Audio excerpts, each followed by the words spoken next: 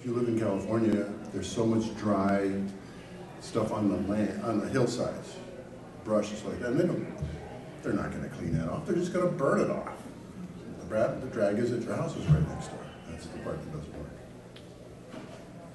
I was cutting one serious fire in Glendale this years ago. And so, here you are in your house, and the hillside is on fire, and the fire trucks are running, and people are going crazy. Nobody's dying, and that's the good news, but property is being destroyed. It doesn't feel very good. But that comes with California. My brother will never go there because he's afraid it's going to fall in the ocean. No, it's going to just be broken into little islands, and it's going to be, the real estate's going to be worth more. We'll have the good neighborhoods and the bad neighborhoods with canals in between. Make some prisoner camps.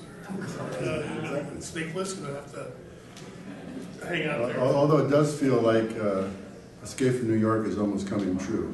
I could definitely see them just closing the bridges and saying, hey, all right, anybody on Manhattan, you're staying, everybody else leave.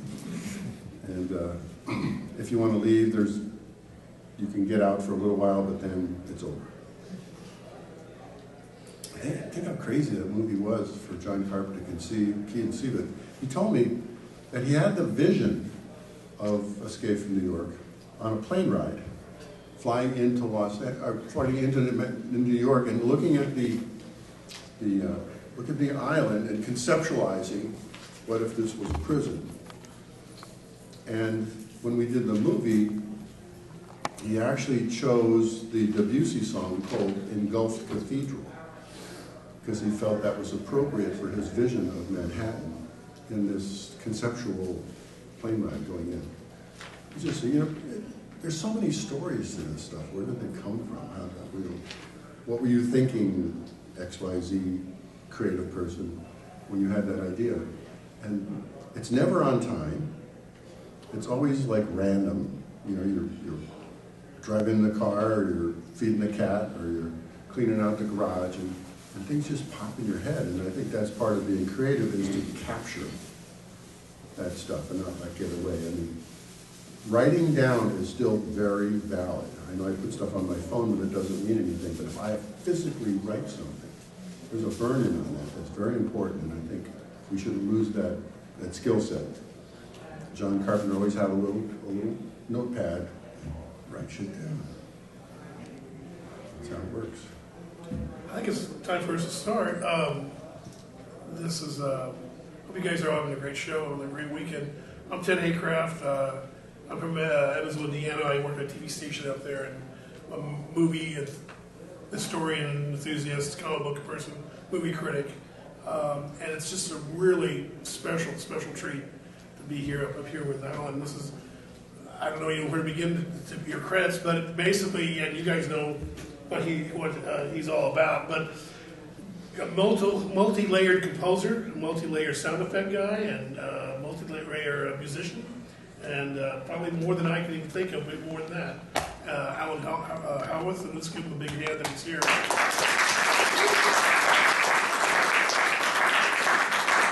Thank you. I want to say, a lot of you saw the show last night. If you didn't, you missed a really great time. He did give a recap of his early career, but there's a few people that didn't hear that. We're not here last night. You want to maybe start out how you started out in Cleveland and just a little bit of the highlights. But we want to concentrate. I think we want to tell a lot of the stories once you get to California. Sure. Just as who is this guy? Grew up in New Jersey as a kid. Dad got transferred to Cleveland when I started high school, so I did my high school and college in the Cleveland area. I was an art student. Music was the hobby. So I was really good. I was like the president of the art class, and I was the one guy that most likely to become a professional artist. And this girl, Kathy Filka, says, hey, my boyfriend Dave has a band, and they're going to play at Magnificent High School. You want to sit in? I mean, would you like to do that? I go, yeah, that'd be cool. And I was playing saxophone in the school band. So I read charts that night, and at the end of the night, he handed me $80. And I went, whoa. art makes nothing, 3 hours of music, $80, I'm in. So I pestered my mom to get, for $100 to go buy a Kingston bass guitar at D. Fiore's Music, and had them order me a Sears and Roebuck bass amp, a Silvertone bass amp, and I became a bass player. I learned the bass in a couple weeks. You didn't think you were going to be a sax player in the band, for bands? No, saxophone wasn't cool. Bass was cool. Rock was cool. Well, some rock bands had saxophones. Yeah, no, I mean, But you had you already messed with the bass before that, or did you just automatically switch? No, Dave's band needed a bass player, Yeah, so I just decided I needed to be the bass player. Yeah, okay. And that was like, I'll give you a timeline, this would have been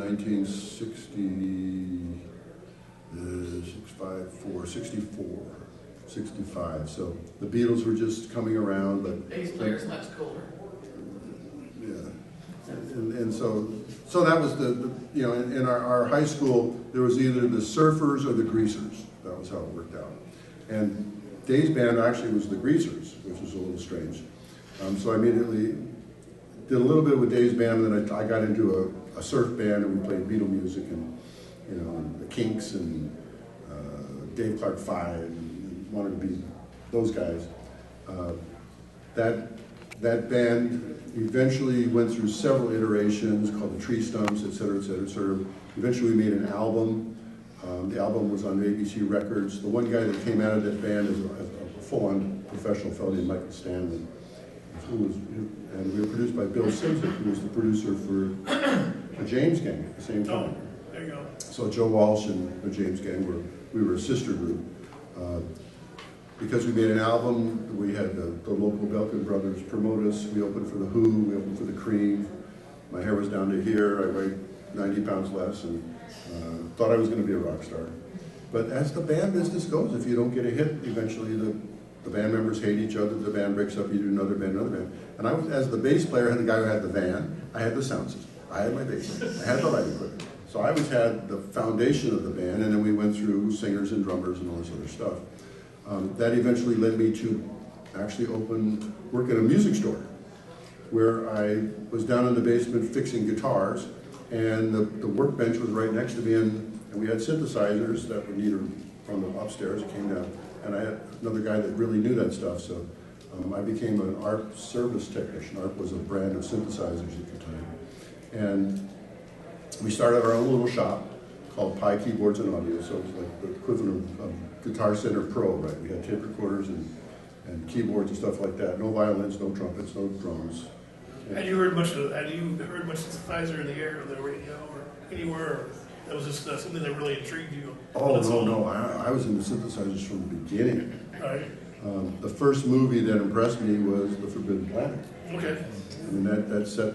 So the electronic stuff was really kind of always been. Yeah, it was. Yeah, I mean, I remember doing a paper in my junior year of high school on whether all this abstract music, what we call music concrete, very avant-garde, was really music. Yeah.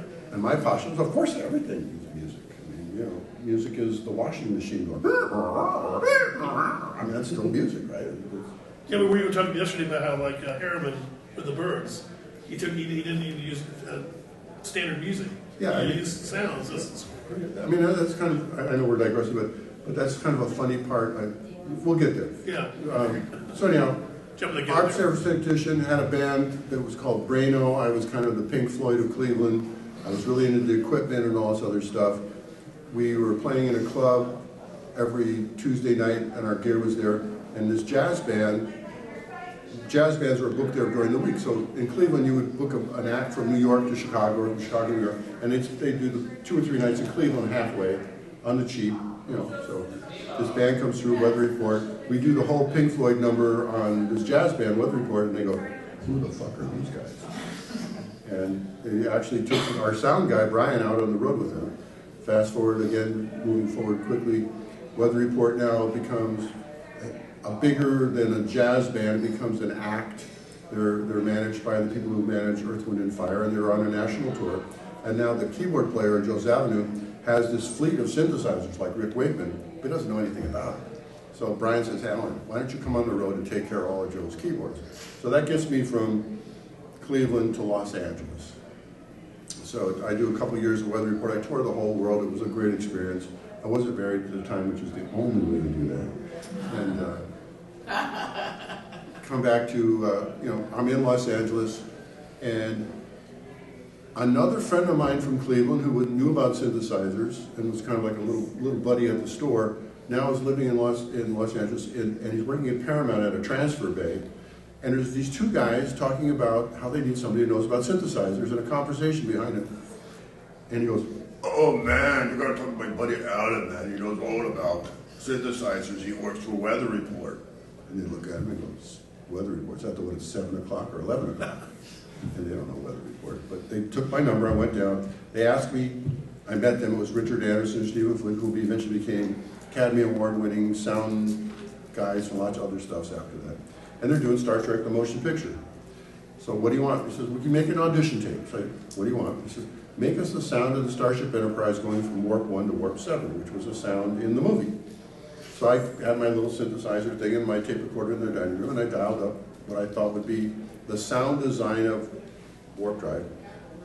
And my idea was, if you just went warp 1 to 7, it would go too fast, and it's over. So I did this layering of kind of climbing up with layers and stuff. And I turned in the tape, and it became the sound of the Enterprise. In that first trailer. On my first tape. And they actually used that audition tape in the first Star Trek trailer to advertise Star Trek now coming from TV to movies. And this was part of the new sound design thing. And there was no score yet, so they said, well, we'll just use the sound effect thing. So boom, that works out. I wound up doing Star Trek 1, 2, 3, 4, 5, 6 as the guy who had all the formula for the Enterprise and the transporters and all the sound effects, as a sound effects specialist. I mean, there's still a lot more to the sound job of a movie than this one skill set, but it's like, you know what ILM is? Industrial Light and Magic. I was sort of the ILM of sound effects. It was a place where you went and got special stuff made, not regular stuff, but different things. So the picture editor from that first Star Trek movie, a fellow named Todd Ramsey, his next movie is Escape from New York. And I had been giving him my tapes and promoting myself, and he liked me. And he goes, I think you and John Carpenter really get along. So he convinces John Carpenter to come over to my little dining room studio in Glendale. And John and I sit there for about 3 hours, and I play him music, and he sees I got all the equipment. I mean, I'm Mr. Gearhead, and it's all there.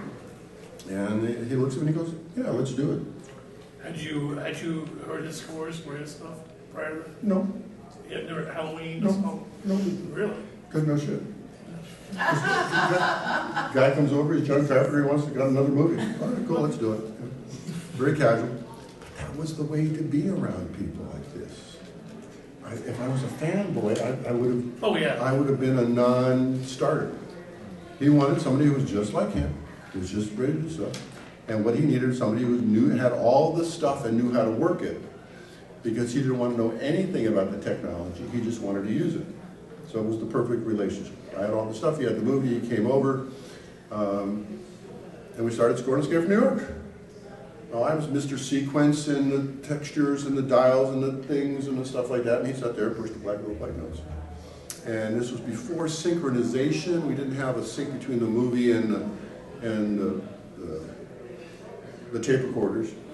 So I put the dialogue track on one track of the tape recorder so we could know we were in the movie just by the dialogue. So that was my cues. And we built out the score. Well, we're finishing Escape from New York, sitting there in the mixing, and John's talking about his next movie, The Thing. He goes, it's going to be a really big production. It's going to take a lot of time, and they want to make another fucking Halloween. You're going to have to do it. And he just threw it over the fence. You do Halloween. I'm too busy. You do Halloween. So. I always thought The Thing was curious because he was working for it with a big budget for the first time, a really nice budget, and he hired, or someone hired, Ennio Morricone. Oh no, so John was a big fan of spaghetti westerns. So the composer of the spaghetti westerns, Ennio Morricone, was his hero. Right. So this was the first time he could hire one of his top dogs in his list. Who would you get? Well, I'll get Ennio Morricone then. But I thought it was so ironic that he hires Morricone. What we get is really a John Carpenter score. It's not a Morricone score, you know. Yeah, With the big flourishes and stuff. there was 3 versions of the score. The Morricone score, number 1. Carpenter and him review it, and he's in Italian and John's in English, so there's a little lost in the translation. and John says, "How can I tell my hero I really don't like this music? You just paid a lot of money, and it's my, you know." So, what? John will deny this story. Don't ever try to repeat it. But I'm pretty sure that Ennio Morricone listened to Escape from New York.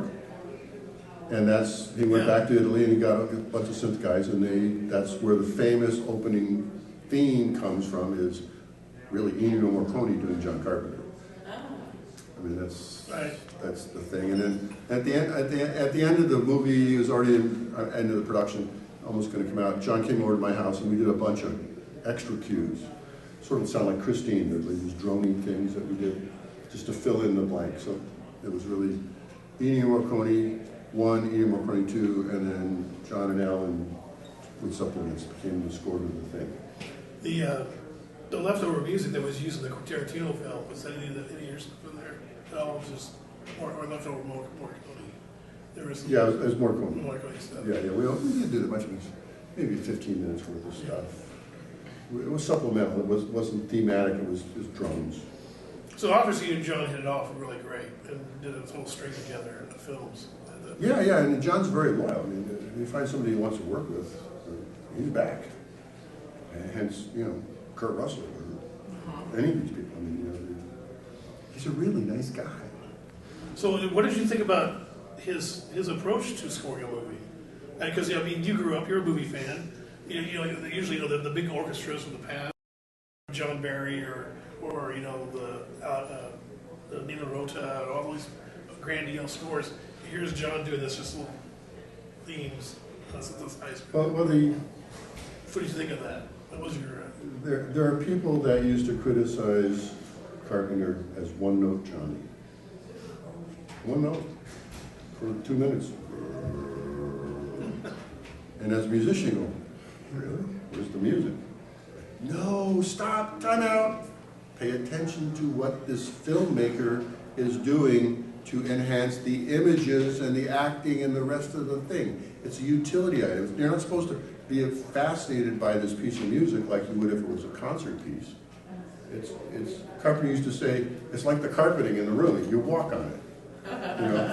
It's just there for the the bedding, and it's atmospheric. And he is a master of simplistic, minimalistic themes. Dun, dun, dun, dun, dun, dun, dun, dun, dun, dun. Forever. Like Jingle Bells. It's burned into the culture. Escape from New York, a little more complicated theme there. The theme of Christine, da, da, da, da, da, da, da, two bars, 2.5 bars.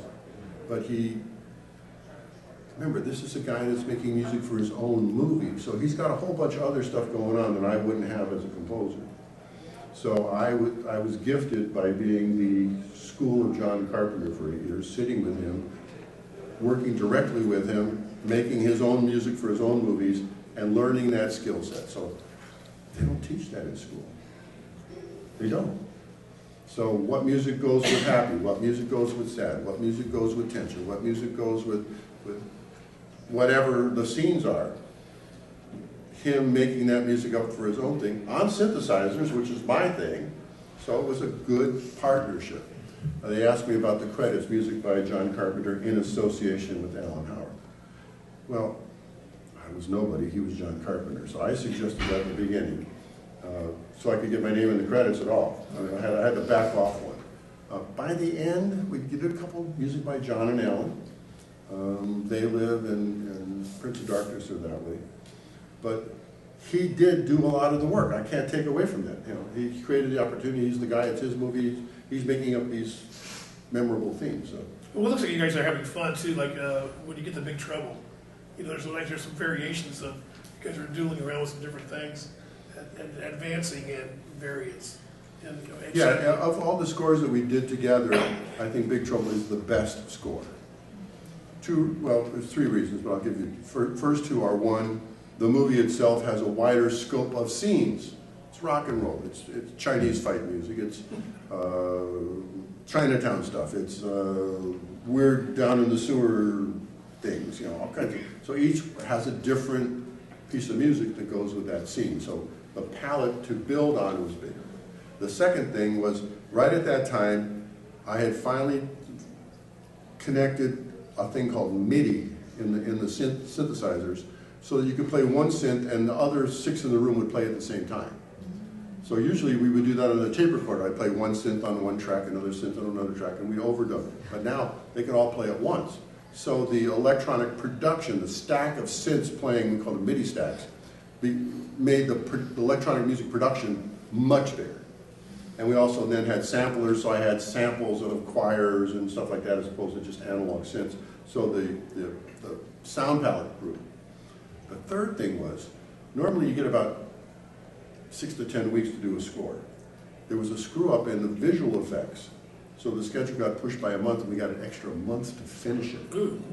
So now was the person, I had all this production, had all this extra music, and I had time to go back and really produce and polish it up and make it really what it is now. So there was a convergence of things that made that one go. So, okay, so you're doing the Carpenter stuff. How soon do you start also, I'm going to start doing sound effects for films and was that an outgrowth of the John Carpenter connection, or was it? Oh, no, that was the outgrowth of the Star Trek connection. The Star Trek connection. So I had so that was still going over here, going on. Yeah, I mean, I'd either be on a Star Trek or I'd be with John Carpenter. Right. And then, as I met other people, then I wind up on Raiders of the Lost Ark. I'm doing Back to the Future. I'm a first call guy for back to the ILM, special sound effects, the special sound effects guy. I would get calls to do this part for this or that. Did they ever want you to come work just for them permanently? Or were you ever? No. It's a gig. It's a gig. You get in, do this much work. It's like being a painter. Go in and paint that room. And pack up your stuff and leave. So you say you have a really interesting story about working on Polter. Or would I jump the gun? Is there anything where you want to go from the Star Trek and the Carpenter stuff? The Polter guys, I'm not sure what year that was, but he's in the It's 82. 82. Really interesting story. So yeah, well, in that same year, the sound effects people that were from Star Trek, their next movie was The Raiders, and the next movie was Poltergeist. So I get pulled in for Poltergeist as a special sound effects. So I'm sitting in this room with all the sound effects guys, and we're taking notes. We're doing it's called spotting, making the list of all the stuff we need. And we come to this moment. Now remember, I'm sitting in front of Steven Spielberg, Michael Kahn, and Frank Marshall, and like 3 gods of movie. But they're demigods. They haven't gone over the top, but they're still big deals. It's important.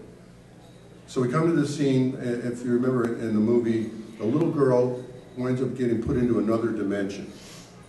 All right, and where's our daughter? And it's the scene in the living room where they have the seance, and we hear the girl's voice coming from another dimension. She's out there, and we're in this room, and what does that sound like? So I say to Steven Spielberg, what do you think? He says, Earth to Venus. Oh, okay, I write it down. Earth to Venus. I have no idea what he's talking about. And I go out into the hallway after the session and I start to sweat like, oh my God, I have to deliver Earth to Venus to Steven Spielberg, and if I don't get it right, I'll never work in this town again. This will be it, I'm dead. I mean, the pressure was like cranked. Now, technically, there's no computers. I had one piece of digital gear that was called an Eventide harmonizer, but it sounded electronic. It wasn't for voices and stuff like that. It might have been for drums, but it's not working. And the sound effects guys are going, how's it going? How's that sound effect? And I'm going, I'm still working, I'm trying, nothing's really working. So I get in the car, and I'm still delivering other sound effects for the movie, and in those days, I'd literally have to get in my car, take the tapes down to Paramount for transfer because I was on 1/4 inch and they were on 35 millimeter. And the same transfer bay my guy used to work with is still there. And I packs my tapes and he transfer through. And on the radio comes this Led Zeppelin tune, Whole Lot of Love.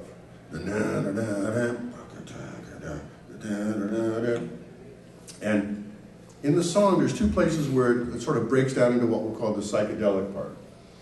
And on Robert Plant's voice is this, I'll use the word pre-echo. So it was like, you need my love, my love. I'm going, that's it, Earth to Venus, I got it. So what I did is I went back to the studio, took the track of the girl's voice, Caroline, put it on the tape recorder backwards. And I played it backwards into reverb. So it was, and I turned it back the other way and it had reverse reverb. So it went, mommy. And that was what he was asking for, was to hear it in the distance in the other dimension before we heard it here. So I identified that in the world of sound design, interdimensional voices have reverse reverb. That is how you do it. In the last Star Wars, the same thing was happening between Ren and another guy, and they were telepathically, exact same sound effect. That I established that that's how you do it. But the pressure was on, and it was Led Zeppelin that was the inspiration. So you don't know where it's going to come from. You just got to keep all channels open at all times. The universe wants you to succeed. It doesn't really want failure. Failure is your choice. So now you're bopping all around doing special effects for it. Well, Raiders was prior to Older Guys. So I guess Stephen and George liked your work on that. Yeah, I just worked with the sound effects editor, so I never saw it. But this, because I did okay on Raiders, I got put into in front of the band, and you have to be filtered. It's like you don't like somebody into your party unless they've gone to another party and see that they behave themselves. And you're still doing the Star Trek stuff. Apparently, you have another good story about Star Trek 4. Yeah, so I'm doing special sound effects. The thing it gets to be Star Trek 4, and Leonard Nimoy is the director, and he has this idea. I don't know if you remember the opening scene, but they're on the bridge and Uhura's on the comm, and there's this weird communication coming from this anomalous giant space log that's on its way to Earth, and it's broadcasting a signal. And it's looking for whales. So now, again, I'm sitting in the room with Leonard Nimoy, and he says, well, I want you to do something, da-da-da-da-da, and I want to be able to play it on the set for the actors to react to. So this is the first time I'm involved in something before the movie's been made. I'm way at the front end, at the scripting level, the pre-production. So, and he says, so, what can you do? I said, well, I'll make it out of whales. I said, that's a good idea. So I get the number of this guy. His name is Roger Payne. He made this very famous record in the 60s called The Song of the Humpback Whales. It was it was a big deal to listen to the recordings of whales and the noises that they made. And I don't know if you ever heard of it. They're like,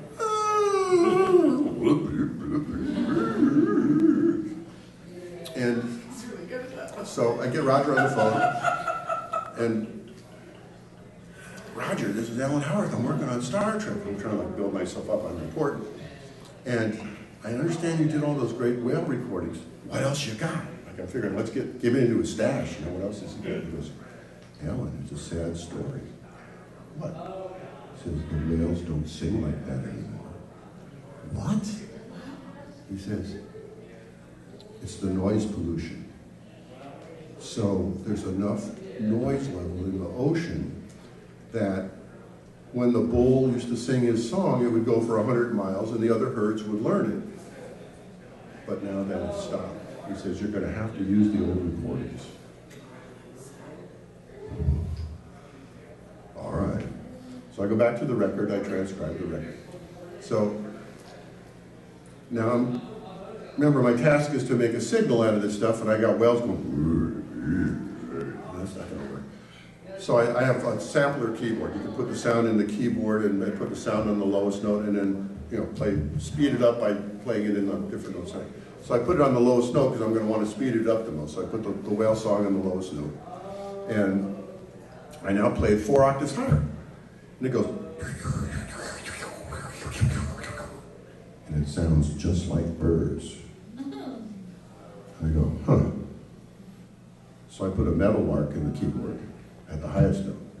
And I slowed it down. And it sounded just like whales. And I had this Satori moment of, oh my God, there is a God. This is all connected. There is a master plan for life. And it's running without me. Well, either way, but that's my story. So anyway, I wound up speeding the whale songs up, making and a little electronic and fool with it. And that was first run for the actors to react to. Later on, we did another version at the end with more toys and stuff like that, but it was interesting. So there was the idea of recording nature to freeze what it's doing now, just like the indigenous stories of the American Indians, just like everything else. We have to preserve and conserve what we're in right now, because it's going to change. And it's going to be important to keep the references of how it was before whatever else happens. Then something you just keep on trucking along. The Little Mermaid, the Back to the Future 2 and 3, Total Recall. Going Back to the Future, Back to the Future 2, again, Mr. Star Trek, so I get involved in things that are going to be futuristic. So the sound effects editors come to me for the stuff. And they say, we have this thing, the hoverboard. I want you to make sound for the hoverboard. Okay, what we got? We got a hoverboard. We got an anti-gravity skateboard thing, and it's about that big, so it's not going to be like a starship. It's going to be a little something. What can we do? I'm going, you know what I'm going to do? I'm going to make it with a tuning fork, a pure sine wave. So I take the tuning fork, and I twist the tuning fork in front of the microphone.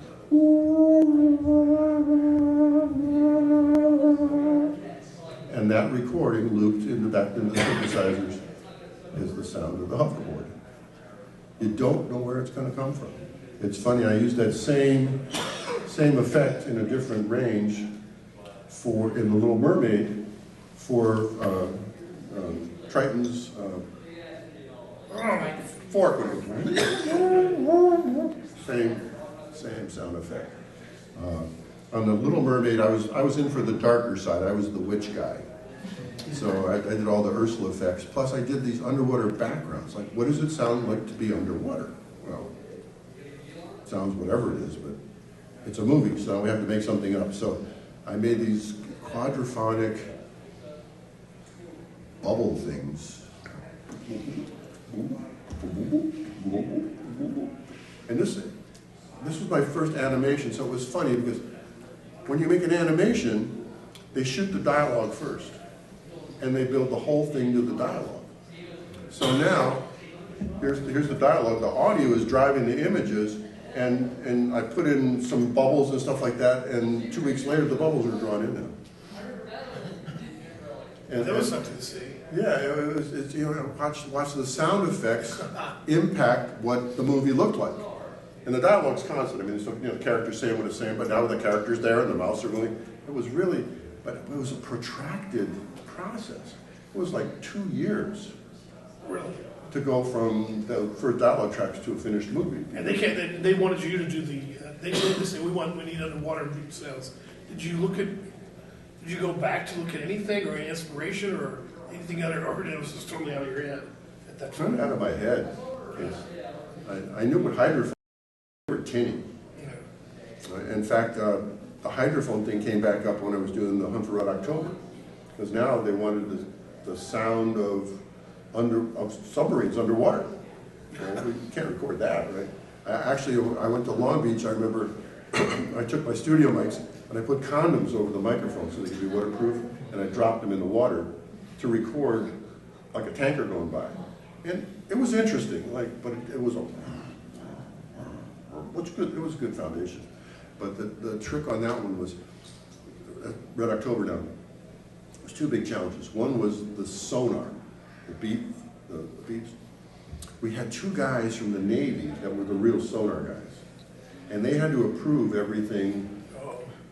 It was a matter of national security. Because we couldn't make a third world training firm for a Los Angeles class submarine. So we had to listen to the real stuff and then refake it. Wow. To change it. So actually the sonars now, you think in water, the higher the frequency, the faster it travels. So the World War II sonar, boom, boom, boom. I mean, that's movie. The real stuff, like,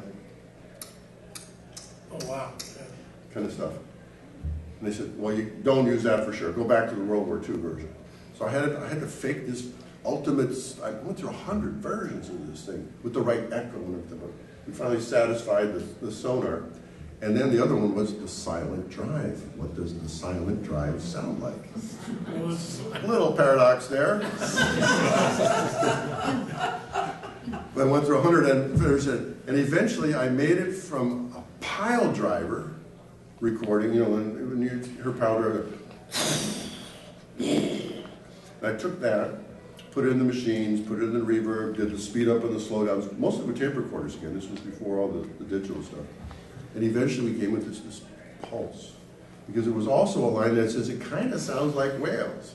So I had to, my whale research, and eventually that became the soundtrack. We actually got the Academy Award for the best sound effects that year. Well, yeah, I was going to say you got an Oscar for the 100 for October. And Bram Stoker's Dracula. What were some of the challenges on Dracula? So I had this great day on Dracula. So it's Francis Ford Coppola's Bram Stoker's Dracula. So again, as a post guy, you're coming in after the movie's shot.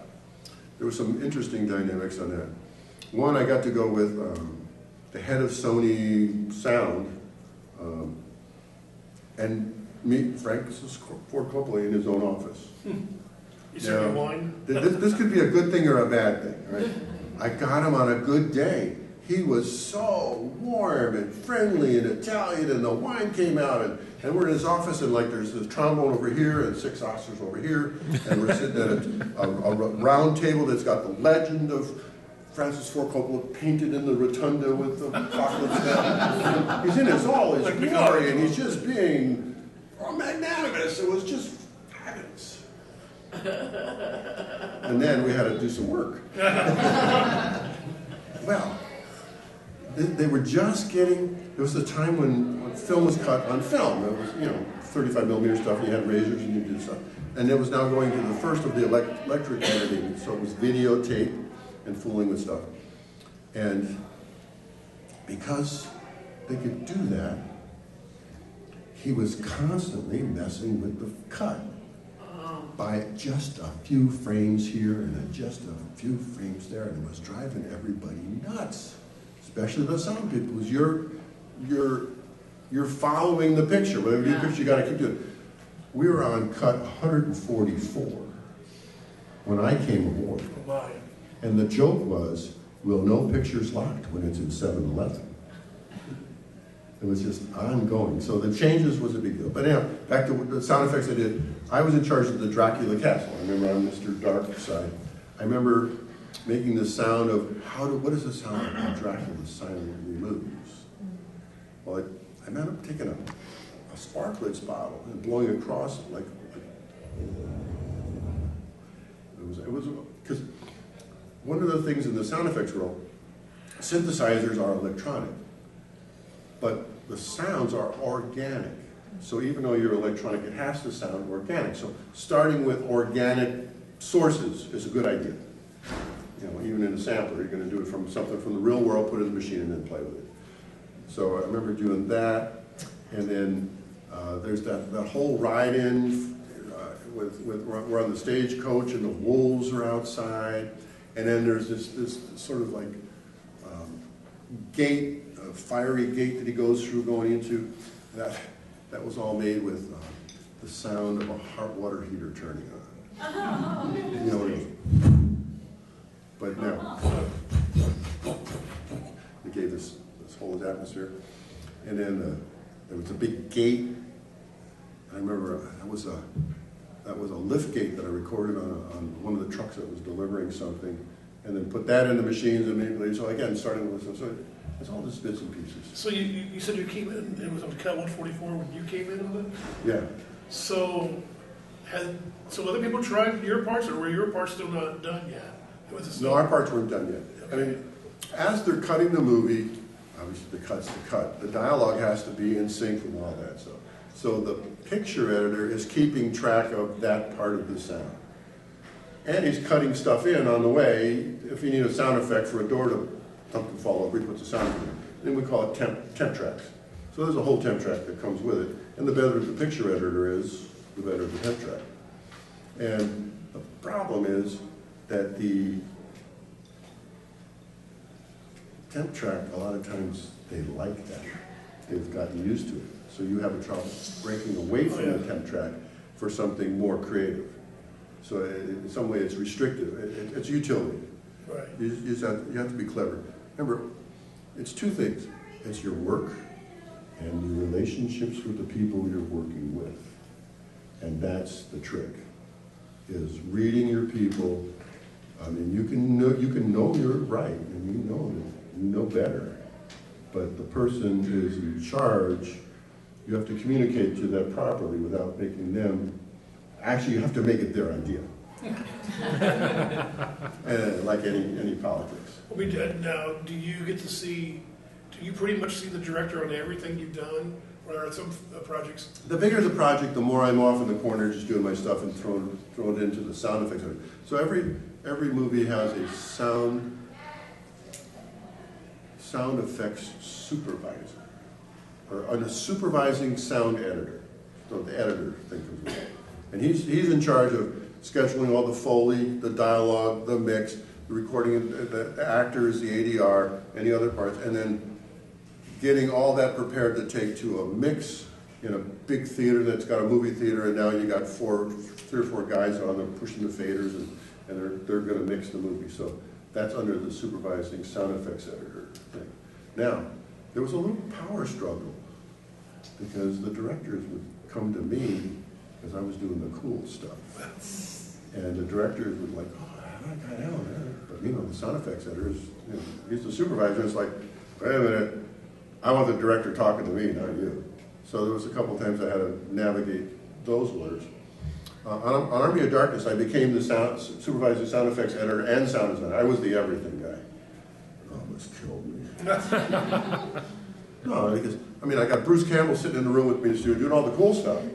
But man, I got all this other stuff I got to deal with, and the mix and the ding and the scheduling and the budget. This is not me. I'm not doing this. You're simply creative. You want. Yeah, I just like being creative. Right. So, anybody have questions? Anybody out there would like to ask Alan? We got lots of stories if you want to keep going. Hey, I'm sure you does. Anybody? Go ahead, sir. Go ahead. You're on. Were there any Star Trek sound effects that you thought were fantastic that were rejected for various reasons?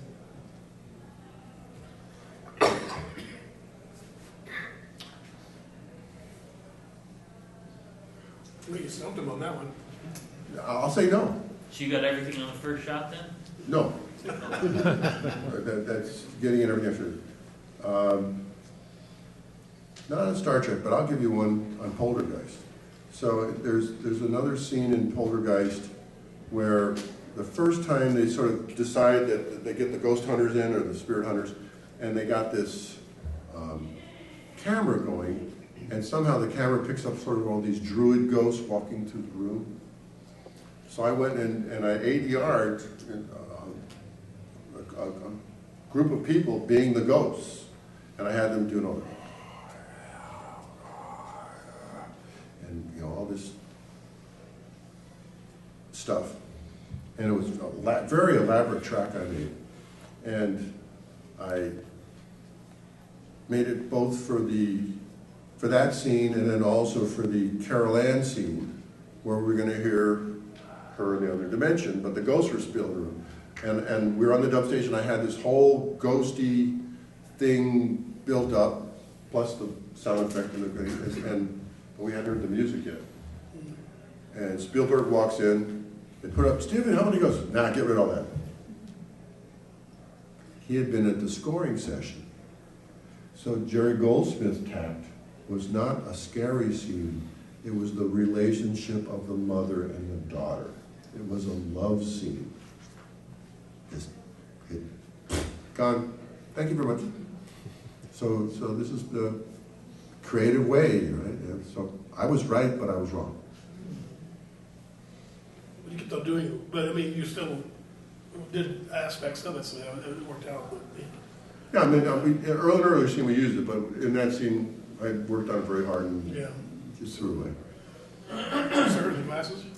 Out of your film score work with John Carpenter, which one would be your favorite and why? Well, the best one is Big Trouble in Little China, and I told you about that. Yeah. The other one that's really good as a piece of music, separate from the movie, is Prince of Darkness. It really tells the arc of the movie as a concert.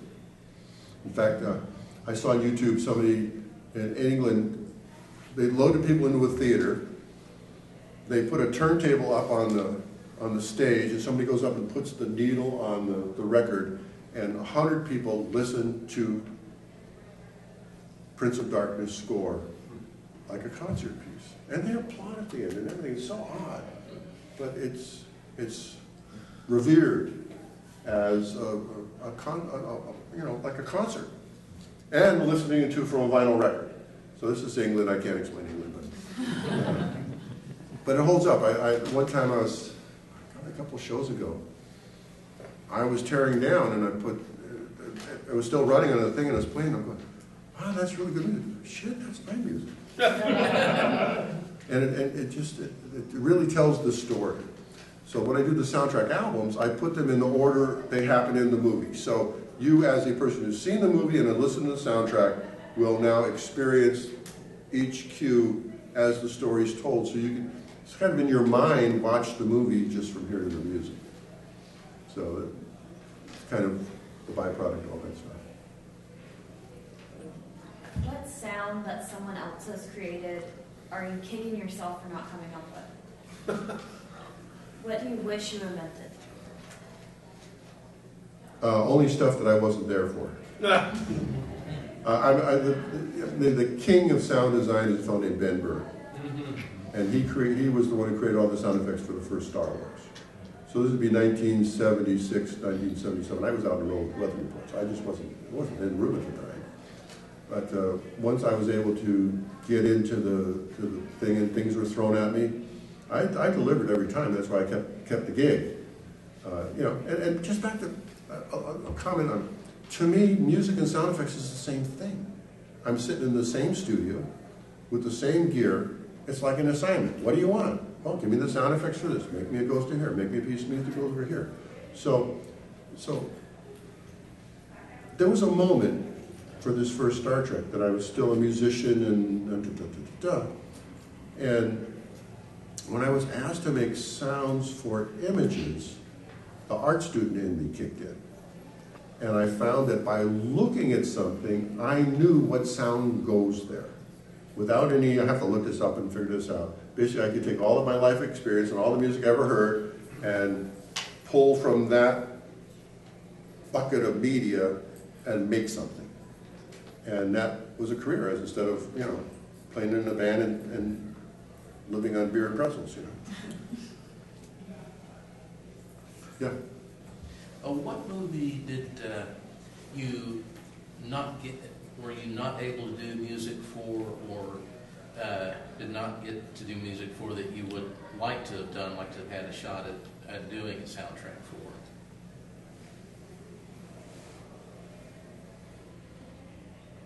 That's tough, because here's what happens. My skill set is electronic music. So I love to have been a Hans Zimmer or somebody like that. But I never had the staff to support that kind of a thing where I had the orchestrator and the I was always like a one-man shop, a little shop. And now in my senior years, that's perfect. Because otherwise I got salaries and overhead, all kinds of stuff burning monthly. In fact, at one point when I was doing the Dracula and stuff like that, I had set up a studio at Skywalker Sound in Los Angeles. I was burning $80,000 a month. Well, that wasn't fun, because all you do is have 1 month of a burp, and everything that was good was bad. So I didn't like that.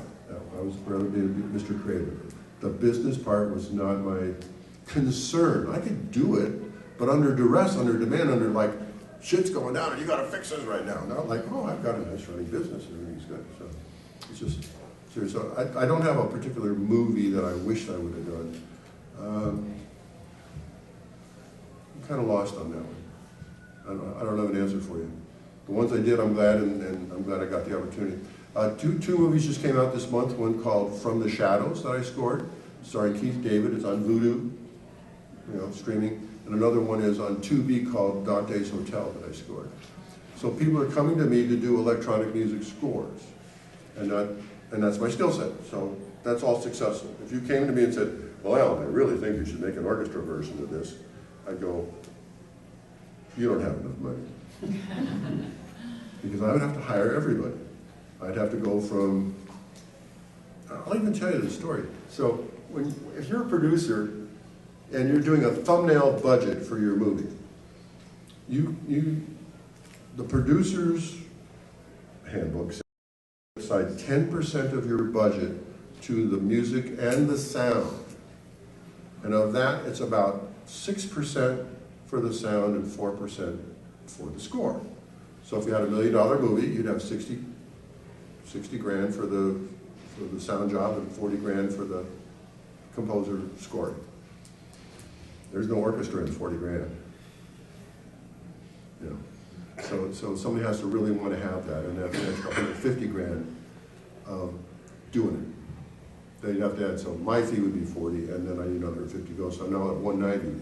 You got that kind of money for me? I'll do it for 40, do it to me. So that's what happens.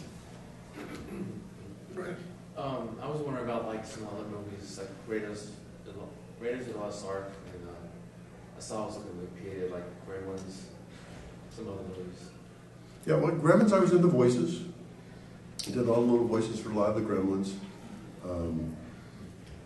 Combination of my own voice and creature sounds. Little chipmunks and squirrels and frogs and stuff like that. And manipulating making a little homogeneous blend of people noises that sounds like they're talking, and little grunts and burps and chirps and stuff like that too, for the creatures. And then the sound effects supervisor was Mark Mangini, who was my buddy on Gremlins. So again, I fed all my elements to Mark, and then he put them in wherever they need to go. On the Raiders, I did the Well of Souls scene. So my task was the statue falling and all that stuff. Then all the snakes that Indy had to swim around in. I made that with masking tape on glass. So you pull tape and go. So that was the source material, and then I manipulated that for to be slimy.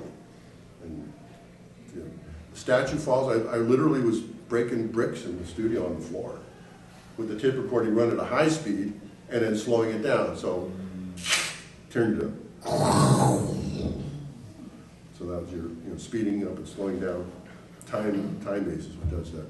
And then the mummies. I'm actually the first mummy. I did the first screen. It was inspired by a song called "Careful with That Axe, Eugene" from Pink Floyd. Roger Waters does an inhale scream. So instead of going "ah," I went "ah." So that was where that came from. Are you always sitting around, when you're not working, have a gig going, you probably have a gig going all the time, but do you just think about, well, what kind of sounds I could come up with and archive them? Or you wait for a specific job to come up with sounds and archive them? My library's pretty big now. But in the 80s, it didn't exist. Right. Or if it did exist, you went to Paramount, there were crappy recordings that were not well recorded. So the idea of ongoing field recordings was a part of it. In fact, I made several sound effects libraries of the stuff that I created that are now on CDs or now digitally available in libraries. You're like John Travolta out there and blow out recording. Yeah, no, I've definitely done that. And I've got a little Sony, handheld recorder that if I'm walking around and there's an interesting noise, I'll go out and just record it. I mean, That's like your little it's like taking pictures of stuff. You don't know what you can do with it later, but you know. So what about Buckaroo Banzai? One of my favorites. He did a special mix on that. So again, Monsterama Banzai had some spacey stuff, so I wanted to get hired on that one. And Did you have to make the what would the eighth dimension, traveling to the eighth dimension would sound like? that was my big sound effects moment because there was going to be no music. So normally there's music on this stuff, you know, for the adventure, but this was going to be strictly a sound effects experience. If you ever seen the movie, what happens is he's in something that looks like a race car, and they've got some technology that he's going to be able to penetrate another dimension. So he's going to drive straight into a mountain, and now with the technology, be able to pass through the mountain unharmed. So the scene consists of, you're looking at mostly the helmet, and the only thing you know what's going on outside of the world we're in is in the visors, you see the reflection of the world that's he's seeing. So I was keying off of that stuff. And it was complicated enough that I actually performed in real time the entire scene, lots of takes, but I went in and I used lightning and sparks and rock scraping to create this, and then underpinning it was sort of a Star Trek acceleration where it kept getting a little, you know, through the whole thing to peak out the end. So mountain. yeah, so that when you pop it the other side, it was like enough tension had been built in what you see and what you hear that it was a release. And that literally, when I turn that in, that is what you hear. No editors soiled what I had done. Did Rick really like that? Like what you came up with? I mean, obviously, No, I mean, when I was happy with it, I turned it in, and it was done. They were glad to not have to do all that work. Because somebody else is going to have to pull it all apart. No, I just use Alan's mix, it's fine. Wow. And then I got involved in the voices of the John B. Bouttes and all the other stuff. Electroids. Right, and then there was some weird devices. What was The that? oscillation overthruster. Yeah. So that was again a little more Star Trek-y things. So it was just peppered in there. But it was funny because W.D. Richter was the writer of Buckaroo Banzai, and then he was also the writer of Big Trouble in Little China. So, you know, it's a big town, but it's a small town. Anybody else have some questions? Yes. Do you have any stories about the Halloween movies? Sure. Carpenter or post-Carpenter? Well, there's two flavors. In the handoff on Halloween 2, Deborah Hill is now just running the show because John Carpenter's busy doing the thing. So she's got Rick Rosenthal, the director, I'm working with. But Deborah's, I already know her, she's my main contact. And she's a screamer. She's, I mean, not nice sometimes. I want it now. Oh yeah, everything was yesterday, and there's no excuses. And I had to buffer that. I mean, so what I would usually do is let her hit my answer machine, and let her dump it into the answer machine. I'll just be picking up the phone. And then I'd listen, and then I'd come back, okay, and I'd be calm again. So I wouldn't try to go one-on-one with her, because I could get upset if someone's upset. I don't ever do that. So I took John Carpenter's original Halloween 1 score, which was on a 2-inch 16 track, so there's 2 inches of tape, but 16 tracks. And I transferred it to a 2-inch 24 track. So I created 8 more empty tracks with John Carpenter's original score there. And then I basically just recorded on top of Halloween 1, my Halloween 2. Wow. So the textures, how it sounds different is me. But John's original Foundations of there. Yeah, but the foundation is still Halloween 1. And I had to make up a couple of cues. Come to Halloween 3, now you remember that now we want to throw Michael Myers and all that stuff out, so it's a fresh start. I remember sitting down, and John's excited to do the music on Halloween 3. He doesn't want to make the movie, but he wants to do the music. I mean, this is fun for him. And so we sit down, and so we listen to the latest Tangerine Dream record, you know, whatever they've, the synths, I guess, are doing. And so it turns to me and he goes, Alan, this is going to be really easy. All we got to do is rip ourselves off. Which was his way of saying he loved what we did at Escape from New York. Let's just do some more of that. And the first scene was the opening scene with the titles and then the chase, and that was the first music we did. So that was the birth of what Halloween 3 was going to sound like. And at that time, he kind of gave me the helm and said, show me what you can do. So that whole sequencing motif, which is not Halloween, but it's almost Halloween-ish, was what I dialed up for him. And that's one of the greatest pieces of music that's still on my Spotify. It's one of the most popular pieces, so that's there. And we scored the movie, and that's there. A little anecdote on Halloween 3. Again, Deborah Hill calls up and she goes, Alan, we're going to need a jingle for this TV commercial. And I don't want any copyright issues. I want you to use London Bridges Falling Down. And that's what we do. London Bridge is falling down, 3 more days to Halloween. So Tommy Lee Wallace and I did the jingle together. So John was there, Tommy came over. Between the two of us, Tommy's the voice. The background kids are me and him, put the tape recorder in half speed and singing and then speeding it back up like the Chipmunks record and stuff like that. So that's where this stuff comes from. So now we come to Halloween 4. This is, I think John and I were just finishing Big Trouble in Little China at the time. And so they call me, because John wants nothing to do with these people. They just got done suing each other, they hate each other, it's not a good scene. So John's my buddy, so I gotta go, John. They gave me a call and want me to do another Halloween. What do you think? Because I want his okay. I don't want to be sneaking around and saying, well, fucking you done Halloween. No, we're not gonna do that. He's my pal. He goes, Alan, just do whatever you want, but just so you know, they're not nice people. That was his comment. Because he had just gone, they're fine people, but he had just gone through a really nasty thing and lost. Because they had sued to stop making more Michael Myers, and the original producers who put up the money for the first Halloween owned it. And they said, oh, you can't do that, we own this. So that was a scene there. And so on Halloween 4, it's my best Halloween score because they left me alone and just let me do my thing. So this was back to John's thing. Well, if you're going to do it, you better do your thing with it. Make it you, don't do me. So again, I was a Pink Floyd guy, right? So this was Alan Howarth doing Halloween a la Pink Floyd.